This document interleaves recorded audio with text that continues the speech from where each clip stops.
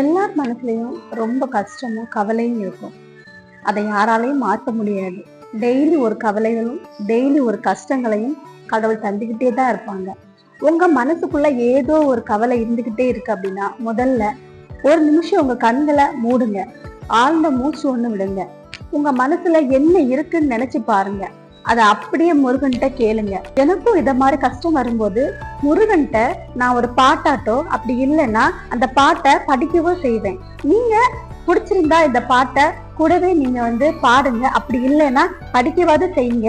ஏன்னா கண்டிப்பா நீங்க இந்த ஒரு பாட்டை பாடி முருகன்கிட்ட வேண்டி கேட்கும் போது உங்களுடைய கஷ்டங்கள் கண்டிப்பா தீரும். உங்க மனசுல உள்ள குழப்பங்களும் தெளிவா உங்களுக்கு ஒரு பதில் தரும். உங்களுக்கு தங்க தேரில் பழனி முருகன் பவனி வருகிறார். நம்பினோர்க்கு நன்மை எல்லாம் நாளும் தருகிறார். தங்க தேரில் பழனி முருகன் பவனி வருகிறார். நம்பினோர்க்கு நன்மை எல்லாம் நாளும் தருகிறார்.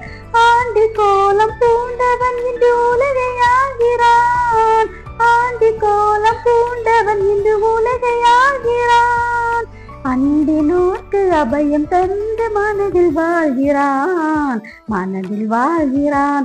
அந்த முருகன் கையில் வேல் இருக்கு தெரியுமா? அந்த முருகன் கையில் வேல் இருக்கு தெரியுமா? அது முன்வினையை அகற்றிவிடும் புரியுமா? அது முன்வினையை அகற்றிவிடும் புரியுமா? வெற்றிவேல் முருகனுக்கு அரோகரா அரோகரா. பழனி தாண்டாய்த பாணிக்கு அரோகரா அரோகரா. நன்றி.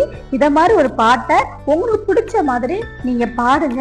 அவங்க பாடுறாங்க நல்லா இருக்குது, நமக்கு பாட்டு வருமா அப்படிலாம் நீங்க நினைக்காதீங்க.